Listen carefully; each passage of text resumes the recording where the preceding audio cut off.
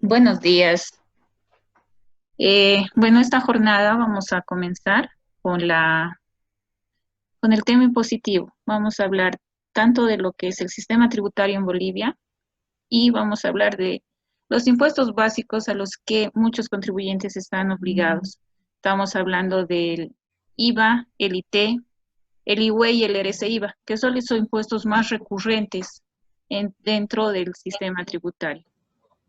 Como Para iniciar, vamos a hablar del sistema tributario. El sistema tributario en nuestro país está compuesto, está compuesto por esta parte de lo que es la Constitución Política del Estado, los códigos, las leyes, los decretos supremos, las resoluciones supremas que son emitidas por el Ministerio de Economía y Finanzas, las resoluciones supremas ministeriales y las resoluciones administrativas. Y en este momento hablamos también de las resoluciones normativas de directorio. Estas últimas son emitidas por el Servicio de Impuestos Nacionales. Estas nos dan las pautas y los mecanismos para poder hacer efectivo el adecuado funcionamiento, digamos, de una manera y la correcta aplicación de las leyes en cuanto a lo que se refiere al tema tributario básicamente. Dentro de lo que es el sistema tributario existe una clasificación de impuestos o lo que llamamos los tributos. Los tributos se dividen en cuatro. Hablamos de los impuestos, las tasas, las contribuciones especiales y las patentes. El impuesto es es un aporte, es un pago que se efectúa cuando está y que está establecido por ley. Esto es de acuerdo a la actividad que vaya a desarrollar una empresa.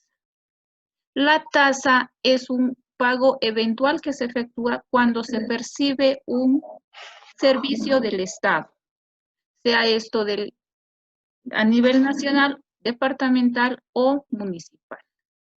Las contribuciones especiales son similares a las anteriores a las tasas porque surgen de un beneficio recibido. Es decir, que si usted percibe el servicio, va a poder hacer esta contribución. Caso contrario, no le compete. Y las patentes son pagos efectuados a los gobiernos municipales que están relacionados directamente con la actividad económica que uno realiza. Sea que tenga un negocio grande o pequeño, debe hacer el pago de estos servicios. Y como les mencionaba anteriormente, los impuestos están determinados en tres niveles: nacionales, departamentales y municipales. Es así que dentro de nuestra estructura tributaria de nuestro país tenemos una infinidad de impuestos que están divididos básicamente en lo que significa el nivel nacional y el departamental. En la diapositiva que estamos viendo podemos ver la cantidad de impuestos a los que están regidos en nuestra normativa tributaria. Tenemos el IT, el IVA, el RCIVA, el IUE, el ICE, el impuesto a las transferencias financieras, el impuesto al juego, el impuesto a los derivados de hidrocarburos, el impuesto a las salidas al exterior, la transmisión gratuita de bienes y las regalías mineras, todos estos impuestos que son a nivel nacional. Dentro de lo que significa los aportes como impuestos para los gobiernos municipales, tenemos el impuesto municipal a las transferencias y el impuesto a la propiedad de bienes, sean estos muebles o inmuebles. Esta es la composición básica de nuestros impuestos. Y a partir de esto es que vamos a desarrollar ahora el tema de lo que es el IVA y el IVA en esta primera sesión. Y todas las consultas, por favor, las pueden remitir vía chat y al final se les va a poder absorber. Entonces, comenzamos con lo que significa el IVA y vamos a compartir las diapositivas. Por favor, que nos den acceso a compartir la siguiente pantalla, por favor. Entonces, como les decía, el impuesto al valor agregado en su concepción nace de las transacciones efectuadas dentro de nuestro país. Entonces, el objeto de este impuesto está determinado por lo establecido en la Ley 843 en sus artículos 1 y 2, así como en el Decreto Supremo 21.530 en su primer artículo. Este decreto es el decreto reglamentario del impuesto al valor agregado. Como objeto del impuesto, quiere decir que qué es lo que grava este impuesto, sobre qué se debe pagar este impuesto. Básicamente están la venta de bienes muebles, los contratos en cualquiera de obras de prestación de servicios, en cualquiera de su naturaleza, dentro de nuestro territorio nacional. Y las importaciones. Cuando nosotros importamos, también debemos pagar este impuesto. Cabe mencionar que toda esta normativa solamente se aplica dentro de nuestro país. Si bien el impuesto al valor agregado también existe en otros países a nivel sudamericano, estos varían en cuanto a tasas y la forma de aplicación. Debemos tomar muy en cuenta nuestra normativa simplemente es para nuestro país. Pero así como están alcanzados por este impuesto todo lo mencionado anteriormente, debemos decir que no se encuentran alcanzados por impuesto, es decir, que no se paga el impuesto por las siguientes transacciones. Los ingresos por operaciones financieras, que quiere decir los intereses ganados por tener dinero en el banco, las operaciones de compra y venta de acciones. Si nosotros compramos acciones de una empresa, esas tampoco tendrán que tener como un documento respaldatorio una factura, las ganancias de capital y las primas de seguros de vida. Básicamente, esos son los conceptos no comprendidos dentro de este impuesto. Ya avanzando más en lo que establece la normativa, debemos hablar de los sujetos del impuesto. Hablamos de la venta habitual de bienes muebles. Estamos hablando de vender bienes. Podemos vender material de escritorio, podemos vender equipos de computación y cosas de esa naturaleza. Esas son consideradas bienes. También hablamos de la prestación de obras y o servicios. En este punto debemos referirnos a los servicios prestados por los que se denominan profesionales independientes. Estamos hablando de servicios de contabilidad, servicios médicos, servicios de toda naturaleza. El alquiler de bienes, sean estos muebles o inmuebles, también está alcanzado por este impuesto. Esto quiere decir que también se debe emitir una factura y pagar el mencionado impuesto. Otro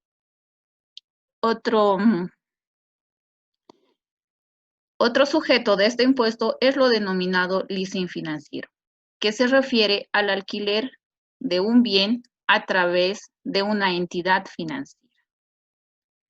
Y finalmente volvemos a mencionar el tema de las importaciones definitivas, es decir, todo aquel producto adquirido en el extranjero y que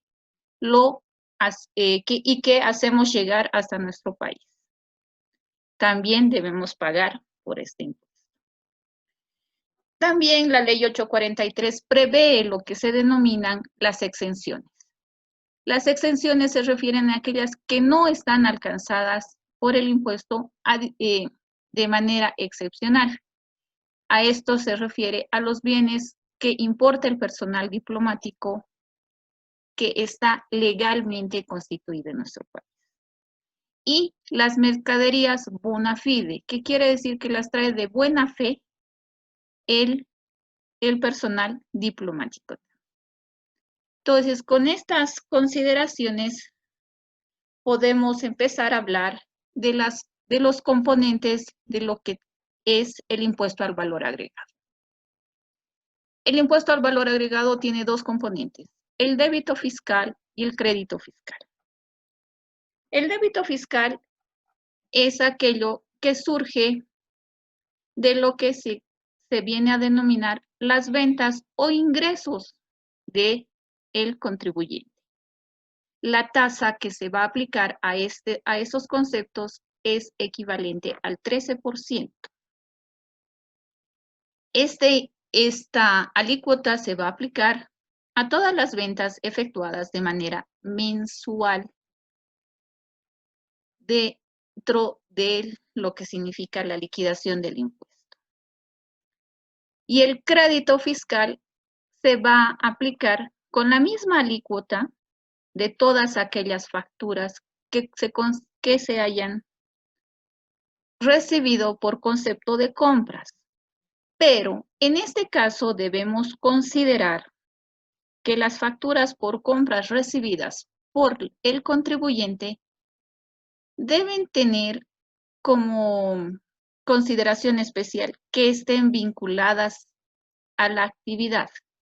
El vínculo a la actividad significa que se relacionen con la actividad que realizamos y que nos ayuden a desarrollar la misma. ¿Qué quiere decir esto? Por ejemplo, en el caso de una librería, nuestra principal compra relacionada va a ser la adquisición de bienes para la reventa. En el caso de un servicio, un servicio de contabilidad, uno de los aspectos importantes va a ser la compra de material de escritorio. De esa manera debemos relacionar las compras para que éstas sean vinculadas a la actividad que estamos desarrollando. Entonces, una vez definido lo que es tanto el débito fiscal como el crédito fiscal, cuando concluye el periodo, cuando concluye el mes, debemos hacer una comparación entre ambos, entre el débito fiscal generado y el crédito fiscal obtenido. ¿Qué quiere decir esto? Que debemos comparar nuestras compras con nuestras ventas para efectuar la determinación del impuesto. ¿De qué manera? Si tenemos nosotros unas ventas mayores a las compras, vamos a generar débito fiscal. ¿Qué quiere decir esto? Que vamos a tener que pagar un determinado importe al Estado. Si por el contrario, las compras son mayores a las ventas, vamos a generar crédito fiscal, que se denomina saldo a favor del contribuyente. En este caso, no vamos a tener que pagar impuestos y este saldo que estamos determinando en un mes, lo vamos a poder acumular para los meses posteriores y en su momento, en cuanto nosotros determinemos que tenemos que pagar impuestos, este saldo acumulado nos va a servir para compensar. Entonces, probablemente tengamos que pagar o no, dependiendo del volumen de nuestras operaciones. Dentro de todo esto, un documento sumamente importante es la factura. La factura es un documento fiscal, o también denominado nota fiscal. Es un documento que está autorizado por la Administración Tributaria y nos sirve para respaldar, para documentar las transacciones efectuadas. Dentro de la forma de emisión de facturas, tenemos tres características principales, tres formas de emisión: la computarizada, la manual y la prevalorada. La computarizada va a ser aquella que se emita por sistemas informáticos, sean estos propiedad de la entidad o de terceros. La manual, que es la que la mayoría posiblemente conoce, es la que se va a hacer de manera, digámoslo así, a mano. Entonces, vienen preimpresas y las vamos a llenar en la medida que sean necesarias. Y la tercera modalidad es la prevalorada. Son facturas preimpresas con un determinado valor. Estas se emiten cuando tenemos bienes que no varían. Por ejemplo, la factura del gas. El gas viene con un monto establecido, entonces la factura no necesita ser llenada cada vez que nos venden. Entonces esta ya viene prellenada, digamos, preimpresa con el valor que tiene este bien. Y en otros casos hay facturas que se emiten con características especiales, que se refieren a las, por ejemplo, a las tarjetas telefónicas. Estas ya vienen preimpresas con determinado tamaño, con un determinado tipo de papel. Básicamente a eso se refieren las características especiales.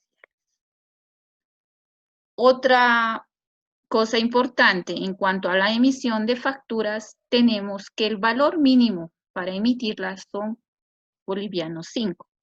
Es decir, que si usted tiene una venta por 5 bolivianos, ya debe emitir la factura de manera obligatoria. Pero en caso de que usted venda un bien que vale menos de 5, pero el cliente le digan que necesita la factura, usted también debe emitir la factura.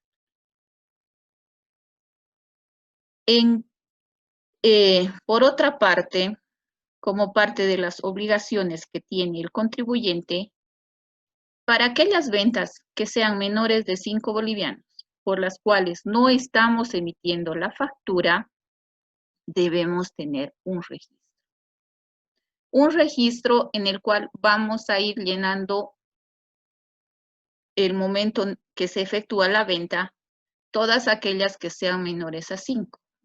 Es decir, vamos a hacer un detalle de todas esas ventas. Y al final del día vamos a efectuar una factura por el total con la denominación ventas menores del día. Esto con efecto de demostrar que se han efectuado las ventas. Este documento, este registro, debe ser mantenido dentro de la entidad ante una posible revisión que efectúa esporádicamente impuestos, ¿no? Así como el talonario de facturas, si es que fuese manual, se deben tener en el mostrador de la entidad. Como les había mencionado antes, la alícuota de este impuesto es el equivalente al 13%, tanto en compras como en ventas. Pero tenemos dos distinciones. Hablamos también de una tasa efectiva del 14.94. Esta tasa efectiva nos sirve para el cálculo del impuesto a pagar cuando hablamos de importación, ya que el cálculo se efectúa sobre el valor que tiene la importación y adicionalmente tenemos la tasa cero. La tasa cero se refiere a aquellos servicios, aquellas transacciones que si bien emiten factura, pero no pagan el impuesto. estamos hablando de transporte de carga por el tramo internacional. ¿Qué queremos decir? El tramo Arica-La Paz va a emitir una factura, pero con tasa cero. Y también hablamos la tasa cero para la venta de libros. Entonces, toda venta de libros, si bien emite una factura, pero no va a pagar el 13%. Como parte de todo esto, habíamos mencionado que el cálculo del impuesto se hace de manera mensual. Es decir, del 1 al 30 se debe considerar el mes calendario. Así como se efectúa el cálculo de manera mensual, el pago de el pago o la declaración de este impuesto se lo hace de acuerdo a un cronograma. Este cronograma está establecido de acuerdo a la terminación del número de NIT, que comprende desde el día 13 hasta el día 22, comenzando del NIT terminado en 0. Creo que esta es toda la parte teórica, digámoslo, del impuesto al valor agregado, y de manera final podemos ver la parte contable, que es esencial, ¿no? Hablamos del punto de vista vendedor y comprador. El vendedor va a generar un ingreso.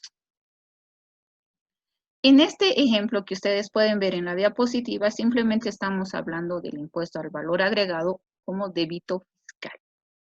Entonces, el registro contable va a ser por una venta, sea esta, puede ser esta al contado o crédito. En el ejemplo estamos hablando de una venta al contado. Entonces, debitamos la cuenta caja por el valor de la compra. Las ventas van a ser a un equivalente al 87% y el débito fiscal, que es el impuesto IVA, significa el 13%. Por lo tanto, en nuestro ejemplo tenemos un ingreso de 1,000, el 87% que van a ser 870 las ventas y el débito fiscal que van a ser 130, que en su momento podríamos pagar o no. Y desde el punto de vista del comprador, va a ser el efecto contrario. Nosotros vamos a tener una salida por los 1,000 bolivianos y vamos a tener un gasto de 870 que está reflejado en la cuenta compras y el crédito fiscal, que es lo que estamos recuperando en 130. Esta es, digamos, la forma básica de registro de transacciones que involucran al impuesto al valor agregado. Entonces, creo que con esto hemos terminado por ahora y si tienen alguna consulta, por favor, por el chat, y si no alcanzamos a contestarlas, las vamos a efectuar por el WhatsApp o en la siguiente sesión, por favor.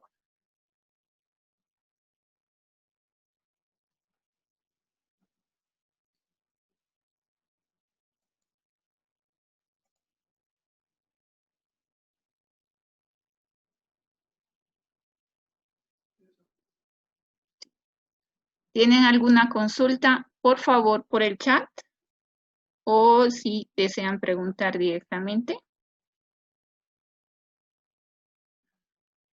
Perfecto, aquí nos preguntan sobre las alícuotas. Las alícuotas están determinadas en un equivalente al 13%. El 13% del importe que viene en la factura. Y una alícuota efectiva, una tasa efectiva, es decir, que se calcula de abajo hacia arriba, equivalente al 14.94, que principalmente se utiliza para el cálculo del impuesto a pagar cuando tenemos importación. No sé si tienen alguna duda más.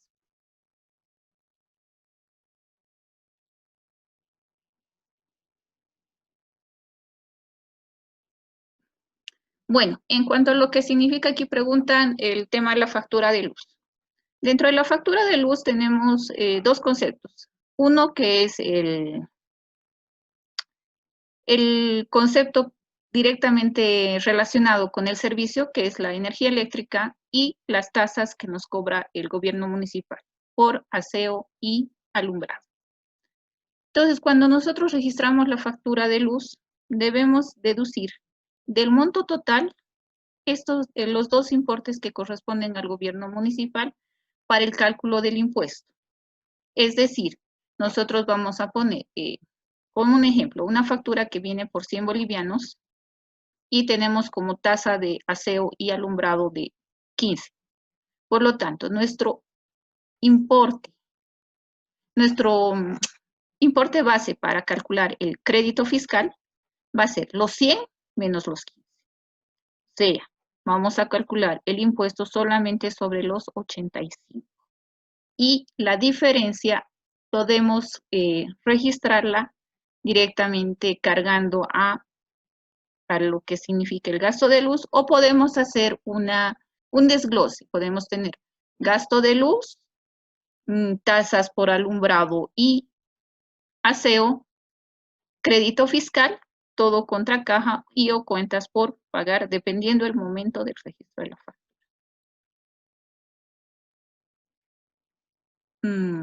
Aquí preguntan sobre lo último de caja. Ya se nos va a cortar la conexión por ahora.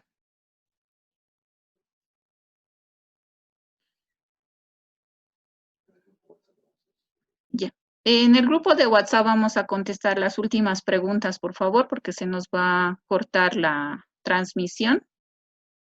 Vamos a contestar a Vladi en cuanto a lo que significa el registro contable.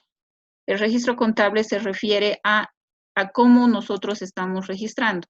Habíamos visto en la última diapositiva que dice que nosotros estamos percibiendo el dinero, estamos viendo desde el punto de vista vendedor.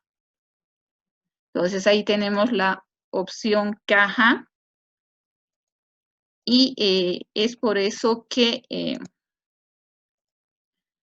está apareciendo en la parte del debe del registro contable. Y cuando nosotros hablamos del punto de vista comprador, aparece en el haber.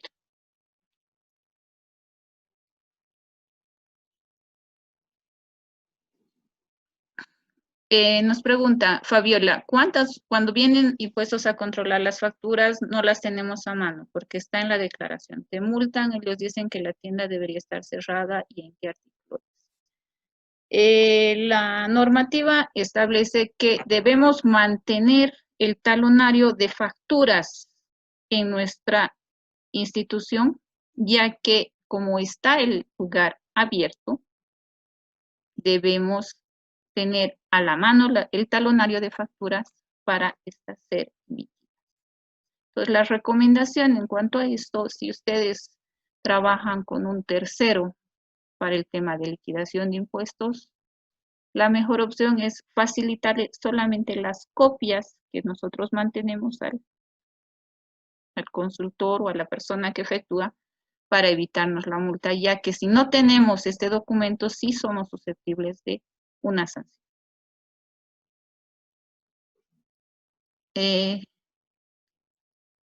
La clase se va a grabar y les vamos a... Ya tenemos 2 minutos, muchachos. Cualquier duda más, que nos quedan algunas, las vamos a contestar por el grupo de WhatsApp y nos vemos la siguiente semana en el mismo horario. Y por favor, unos 5 minutos antes de la hora podrían irse conectando. Les agradecemos por su tiempo y espero que la clase haya sido de utilidad. Buenos días y que tengan feliz domingo. Gracias. Muchas gracias igualmente para usted. Ha sido muy bonita la